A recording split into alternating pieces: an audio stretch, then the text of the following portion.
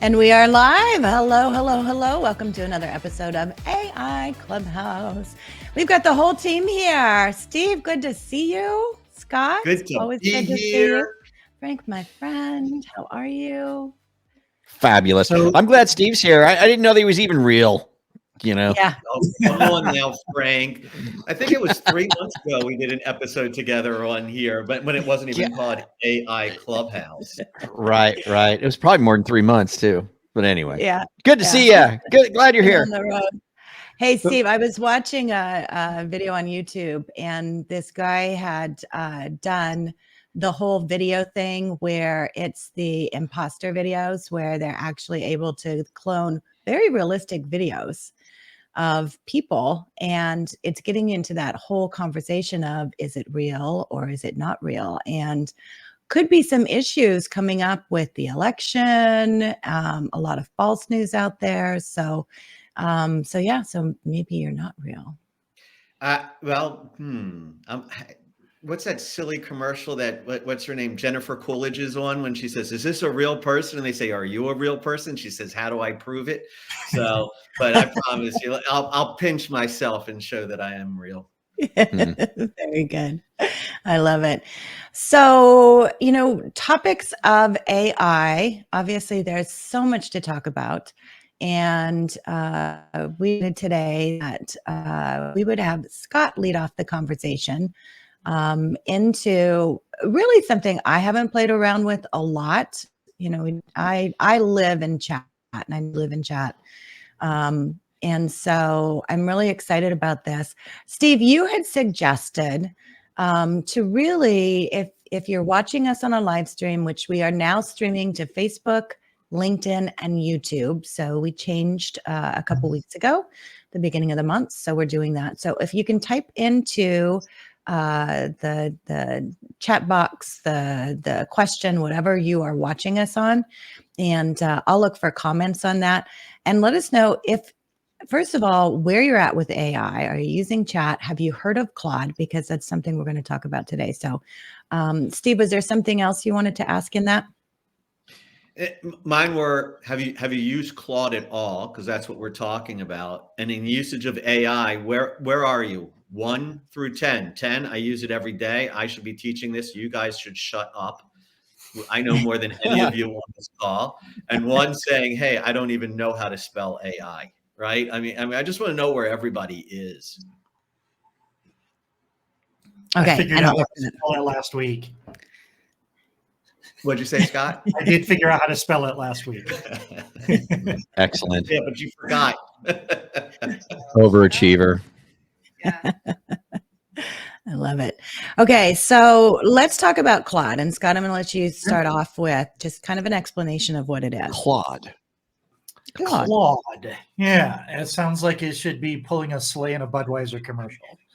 No, Claude was actually a group of OpenAI employees that had a more, what's the best way to describe it? Their mission is to create a more ethical and fair AI. So it's not to say that OpenAI isn't focused on that, but this group of OpenAI employees they have a different idea of what equality and fairness and all of that stuff looks like. So there was a group of engineers from OpenAI, and the company is called Anthropic. And their AI is called Claude, and it's Claude.ai. And there is an E in Claude, correct? Correct. Actually, let me spell it out for people just so they know. It's sort of a... Yeah, let me also share my screen with you. It's Claude, folks. CLAUDE.ai. .ai. There you go. And who is it? Who is it on? So Fred Krieger, thank you for that. So he is saying never heard of Claude. Okay. So this is Claude. There's a free version of it. This is the free version of it, very similar to ChatGPT. Claude 2 weeks ago just released their big updates, and they introduced a paid version, which is called Opus. So they actually have like 3 new versions of it. This one is called Sonnet, and then there's another one, and then Opus, I think, is maybe Opus is the big one that we have access to, and then they've got even another one. But the benchmarks that they use to measure AI are like mathematical equations, logic questions, and then they have certain standardized tests like programming tests and math tests and English tests. And the paid version of Claude is ranking higher than ChatGPT-4 almost across the board. Ranking higher in what? You what? In ranking higher in users? No, in just in speed, in accuracy, and just speed and accuracy, conciseness, logic. It is a smarter LLM. It is a smarter AI. I always thought, and Scott, correct me if I'm wrong, the real the real differentiator when it came to Claude is it was great at analyzing data sets, files, and uploads into it. Am I incorrect on that, or? No, you're 100% correct on it. I'm not quite sure. Did I just stop sharing my screen? Could you see my screen before? No. Oh, you couldn't? Nope. All right. Let me see if I can. No, but in the time you were talking about it, I registered and got an account. So Okay. Now your screen popped up. There you go. There you go. We see it. Oh, now we can see it. Okay. Is this the paid version, Scott, or no? No, this is the free version. Okay. And do you know what the paid is? How much it is? Just off the top of your head. Sorry to interrupt. $20 a month. Sorry? Same as 20 Same bucks as a chat. month. Okay. Yep. Same as chat and same as the pro version of Perplexity. Perplexity is the AI powered search engine that you can use either Claude, ChatGPT, or any other number of things. Steve, to answer your question, yes. When Claude was introduced, it was the very first AI to allow you to upload files, and it could scan files and documents. The other thing that is unique with Claude is the amount of data that you can upload and that it'll give you back. And what they call a contextual window is the amount of data that it can focus on at one time. So ChatGPT used to be 12,000 characters, like 12,000 words, 12,000 things. Claude is 200,000. ChatGPT is now at 128,000, but Claude is still at 200,000, which means you can literally give it. Well, Claude was the very first one that I uploaded the underwriting manuals to. Right. So it'll take the VA underwriting guide. It'll take a couple thousand pages in a book, or hundreds of pages in a book, and then you can engage with it. And then just recently, it's now has the ability to look at images and describe images. But ChatGPT's been able to do that for a long time, and Google Paid version of ChatGPT has been able to do that for a long time. Right. I don't think the free allows that. No. Free still doesn't allow that. I don't think so. Well, Google does, and I think Google actually does a better job. I haven't played with Claude's yet, but I thought Google's did, because Google was using Google Lens, and the Google Lens technology has been around for a really long time. And Scott, just to keep everybody going back to the basics, Yep. Google used to be Bard. It is now Gemini. So if you're looking up Google, folks, we're looking at Gemini. When I look at Claude, the way I was watching loan officers, the way they were doing AI differently, let's just say for a second, you got your CRM. What I was watching was that LOs would do their, hi, help me create the email, help me create the text, help me create the information. They were using that for ChatGPT. Claude was, here's all my database. Now help me sort it out and figure out what percentage of my leads came from this source, or that it analyzed your stuff a lot better for you, so that you could figure out, okay, wow, I have a lot of first-time home buyers, or I've been doing a lot with this type of a real estate agent. It analyzed your data better for you. That's how I've been seeing the LOs use the difference between those two platforms. Yeah, and that's been my experience as well, Steve. I think Claude, I continue to use multiple platforms just to see how they perform against each other. Some of them do better at different things, but Claude pretty consistently does better on spreadsheets and PDFs for sure. Didn't you load something into both the other day? You were telling me, Scott, that Claude normally would do better at, and ChatGPT did better at it. Yeah, and I mean these things are always buggy. I had a 1,200 line spreadsheet that I uploaded it to Claude, and Claude said it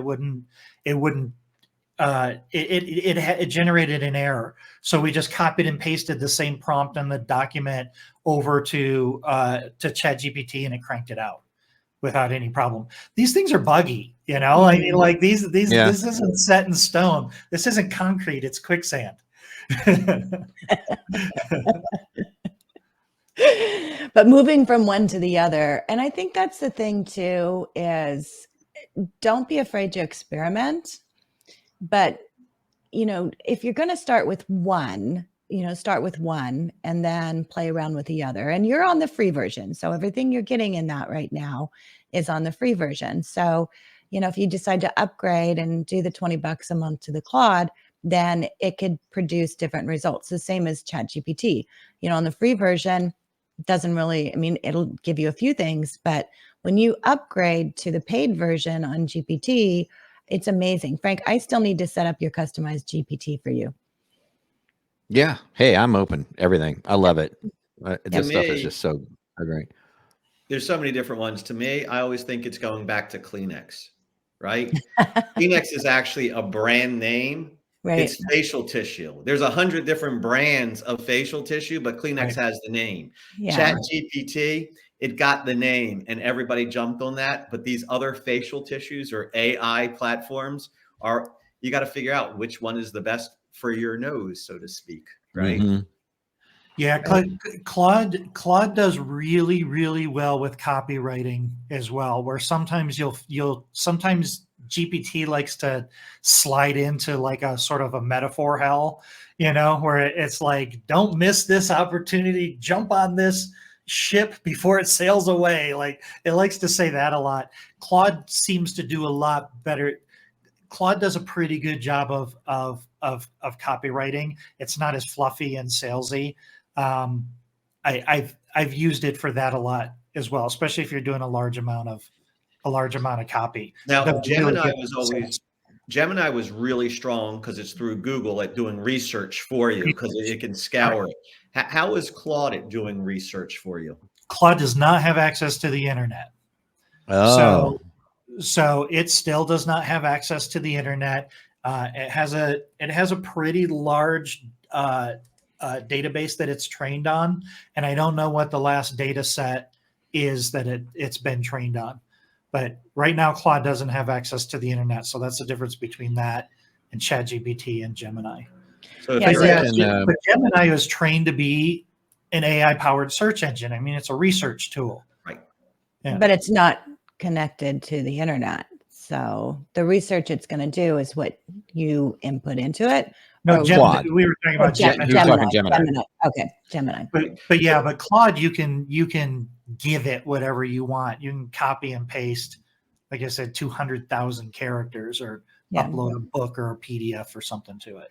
I'm sorry. I was just going to say as a recap. So we have 3 different platforms that do somewhat similar things. So obviously open source, we have the ChatGPT, the Anthropic, which is what we're talking about today, which is Claude, not connected to the internet. So ChatGPT connected to the internet through Google Bard, which is interesting. Not through Bing. Or through Bing, I'm sorry. And so it's connected to the internet on the paid version. And then the Anthropic, which is Claude, not connected to the internet, And then we have Google, which is now Gemini, which used to be Bard, which is connected to the internet. So we're talking about really 3 different platforms. Yes. And here's how I break it down. Back to my original example, Scott said I was right. So I'm like, amen, hallelujah. First off, I learned I should never wear this shirt when we get online. It's looked fine with Zoom, but boy, this looks just horrible on this stream. Sorry about that. I look like I'm Jerry Garcia. How you doing? So what happens is, right? So if I'm sitting here and listening, okay, so I'm looking at ChatGPT, that does that writing, salesy type stuff to be able to produce what am I trying to say here. Then when I look at my Claude, I'm going, here's my own data set that I'm going to put in, and it could be guidelines or whatever, and help me analyze that. And then when I look at Gemini, hey, that's powered by Google. So if I'm an LO, I say, what are the top 10 places for first-time home buyers that I should be looking at, or something like that. That when you want it to go explore the internet, that's where you're going to play most with Gemini. That's my breakdown. Yeah. No, I was just going to say those 3 companies, the reason I think they're the biggest players is just the money behind them. Anthropic has a relationship with Amazon, invested $4 billion. And Anthropic is using Amazon's cloud services. And I don't know if you guys saw that Google Gemini is now talking to Apple about bringing Gemini features to iPhones. So they're going to use the Gemini AI and Microsoft has Companion now. So there's the 4th one. Well, and then Microsoft is Microsoft. So like those are the giants, right? Yeah. And you think about the money being put into this. Crazy. It's crazy. Go ahead, Frank. Quick question, Scott, maybe you know this. Okay, so in Claude, like in ChatGPT, you can create your own GPTs, right? And kind of customize them and name them. But the paid version, it's really cool. And you can make them be this person, whatever. And then can you do that in Claude? Does it have like? Okay. No, not yet. There's a platform out there, and I haven't used it a lot, so I don't want to talk too much about it, but it's called POE.com. And you can connect the Claude API or the ChatGPT AI, and it'll create custom GPTs. Okay. How about this? In Gemini, does Gemini have a paid version, or is it just it is what it is? Yeah. Now, when they rolled out Gemini, there's 3 versions of it. The paid version, it was 60 or 90 days for free. So when they switched it over to Gemini, they introduced a paid version that has to be attached. And I think it's $20 a month, and it's attached to your Google Business account. But it's pretty deeply integrated with your Google Business and Drive and all that stuff. Okay, but does Gemini work in the same capacity as like a ChatGPT? Hey, do this for me, or similar, like, hey, I want to write a blog post about this, write it, or no? Or is it more search oriented? Get me information about this, get me information about that. So again, this might be above my pay grade, but here's my what my observation is. It's trained as a search engine, whereas OpenAI was trained as a conversational bot.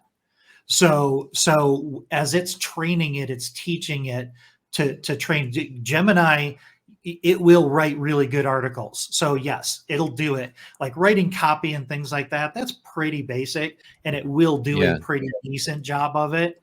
And again, it just depends on what day. like last couple of weeks, ChatGPT's been super buggy. It seems like it's okay right now, but I'm just wondering on the Gemini side, the paid version, what if it's and again, this might be above your pay grade. I totally we're all kind of scratching the surface of this stuff, but in Gemini, being that it's search oriented, the paid version, what more does that get me? Is it just I have easier access, I can get in faster, or is that integrates with your Google account? So that integrates with your Drive and your Gmail and your calendars. And I think we're going to have to dive into that, Frank. I think that's a whole nother thing.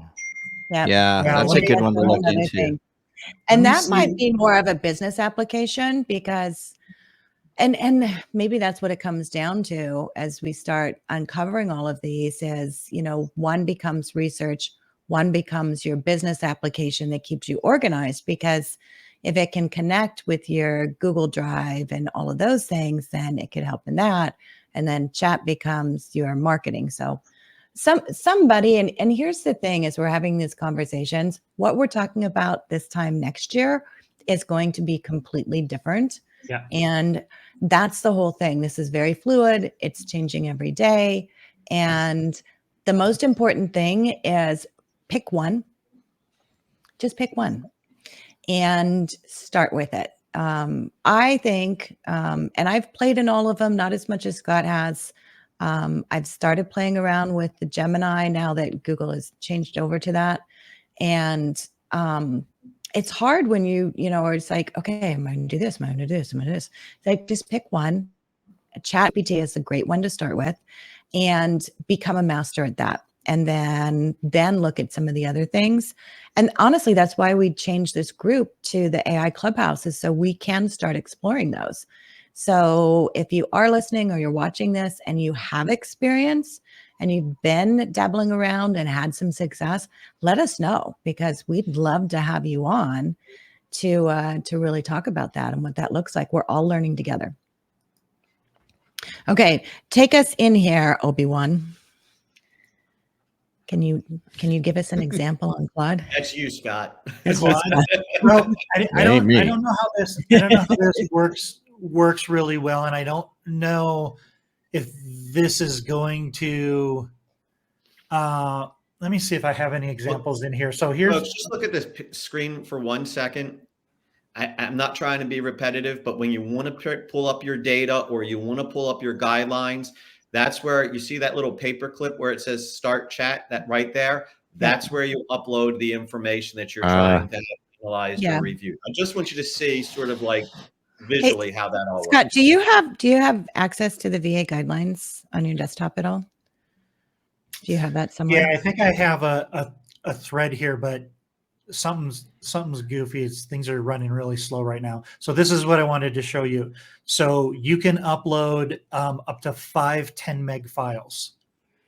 And you just did that. You uploaded a ton of stuff for one of your clients recently, right? Yeah, that was ChatGPT though. Oh, was it? Okay. Okay, so here's an example. The disk, yeah. So this one I call, the Ask Your Higher Self GPT. And basically I'm going to back you up. So you clicked on that. Is that a prompt that you have set up, or is that a previous conversation that you've had with Claude? Previous chat conversation. It's chat history. Okay. So what he just clicked in, so down there's his, that gives you the same as what ChatGPT has on the left side, all of your conversations, and it automatically will save it. You can name it. So if you want to come back and use something, you can do that. It's one of the biggest challenges I run into with chat because I use it so much. Frank, you probably run into this too. It's like, where was that chat that I did on? Yeah. When did I tend to rename them. Like if it's something I want to come back to, I'll just quickly rename it something so I can just go find it. I've actually started. I do too, Ginger. Like it just. I've started a spreadsheet. And one of the things too, if you have a custom GPT, if you click on that GPT, it will show you what your chats, it'll be like 10 chats you've had on that. But I've started taking, because you can share those conversations. And so I have a spreadsheet and I name it and I put those on there. And I've honestly divided it into different categories now because and I'm sure in the future they're going to have it to where all of that can happen. But if there's a certain chat that I want to come back to, then I want to pull that chat in, and then you can take off from where you left off on it. So if it's something like, for example, I'm working with a client right now, we're actually writing a book on reverse mortgage. And so we have that chat that we have on our spreadsheet. So when we meet each week and we go back into that, we just pull that up. So it's an easy thing to do. Okay, where are we at? I just asked Jim. I don't know. It's 5 minutes to the top of the hour. Really, it's going to look and feel exactly the same as ChatGPT. If you've entered in information to ChatGPT, you deal with it. You deal with it the exact same way. You prompt it. I can tell you that there are papers coming out for both ChatGPT and Claude that are saying that's saying that it is doing a better job of writing prompts than people are. So a lot of times you can ask it, how do I write this prompt? Here's what I'm trying to do. How should I write this prompt? And Claude is definitely one of those where you can tell it to take your time, go back and think about this more, and come back to me with a better answer or something like that. Anthropic just came out with a really big white paper that kind of walked you through that process, and it really said, take your time, ask it to go back and consider and try again and all this kind of stuff. I love it. Yeah, very, very cool and very, very interesting. So I'm seeing something on there. It says transcribe handwritten notes. So you can upload, say if you have, meeting notes or something like that, and it'll transcribe those. Yeah, that's brand new. That's the same thing as Google Lens and ChatGPT, where you can put an image and it'll read it. I didn't even know that the Google Lens would do that for handwritten notes. That's pretty cool. I know I have, I'm going to a client's office in April, and I wanted to put the agenda together. And, normally I'd sit down and organize it and do all that. I just put the items that I was going to be covering into chat, and I said, organize this and, give me what we're going to talk about and everything. It did a better agenda than I could have ever thought about doing. And it was just by putting in, hey, here's what I want to talk about, put it into time slots. We're going to be here for 2 days. So those are the things, when you're thinking about different things you can use these for, that's what's fun, is experimenting with that. Taking a handwritten note and transcribe it. I mean, how valuable is that? You think about how many conferences, Frank, when Carl has, his conference, it's like, how many notes do you take writing down? Yeah. And then, where's that notebook at? Where were those notes? Just, honestly, you're sitting in a conference, you're seeing Steve Richman talk about leadership and you're taking notes. Pull out your phone, because you can have chat as an app on your phone, take a picture of it and ask it to transcribe it, and then you save it, and now you have access to it. Those are the things that are exciting. Those are things that all of this is going to make our lives so much better by looking at the ways you can use that.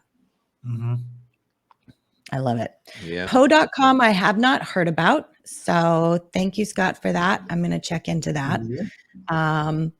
I think probably playing around with the Google Gemini is something for us to explore, especially if it's connecting with Google Drive and your Google business. So I think that we can all play around with that, see what we're seeing there, bring that in. And if you guys have questions, the whole idea is, what are your questions? Creating that conversation. Make sure and post those in our group, shoot us an email, send smoke signals, send a message on chat, whatever. But those are things we want to know. So Scott, thank you so much for an introduction to Claude. And I think probably that's a good one to get into in the future. Next week, we have Chelsea Gardner on, and Chelsea is a social media marketing specialist. And she also co-authored the book with me, which is the ChatGPT Prompt Guide. And so she is going to be talking about proper prompting, how to set it up, how to use it in your social media, and all of that. So I'm excited to have Chelsea on to talk about that. Yep. Mm-hmm. Very, very good. So very good. Well, I want to thank all of you who joined us. We've got a lot of you who are on our Facebook group. We are on StreamYard now. I am going to get better about putting the link. So if you do want to actually register and watch us on your device, you can do that. There is a StreamYard link for that. Otherwise, just join us right here. And we always have a recording. You can go back and watch previous episodes, and that is at aiclubhouse.co, or just click on the link in our Facebook group. So guys, thank you. Frank? Yes. Where do we find these recordings and the live streams on YouTube? Is it a channel? Yeah. So Is if you there- go to is it AI Clubhouse? No, it's actually under, I have a channel for AI that's called AI Mastery Center. So Okay. if you go to YouTube. Oh, okay. I see it in the chat. Okay. AI Mastery Center. Okay. Yep. So go to AI Mastery Center. You can also go to AIClubhouse.co. The .com was $300. I didn't want to pay that. That's an expensive M. It's an expensive M. We can drop off the ad. But if you go to that AI Clubhouse, and then other things that I have, we have the AI Beehive, which is the directory that I created that has a ton of different MoveTube is there. And so those are kind of things. Frank, this is off topic, but the MoveTube timing with the whole NAR thing, dude. It couldn't have been a better scenario. Like, right? I know I've been trying to get the word out too. It's like, this is like the product to have right now. It really is. And I think we need to get some messages out on that. Yeah, it's really good. Agents are eating it alive, and they should, because it does help them. It helps them, especially with what's coming down the pipe. Yeah, exactly. There's a lot of bad info that's going on right now about what's going on with those real estate agents. Oh, sure is. Yeah. Please know that. Yeah. So stay tuned, and you guys, thank you so much. I'm hearing great news from a lot of originators in the market that listings are happening, deals are happening. I know, Steve, you're out there speaking a lot, so I think you're real seeing estate that. office today, and they were like, "Spring is alive and well." Yeah, we're seeing that definitely. So, woohoo! We love that. Okay, guys, we will see you next week. Have a great week. Adios. Okay, bye.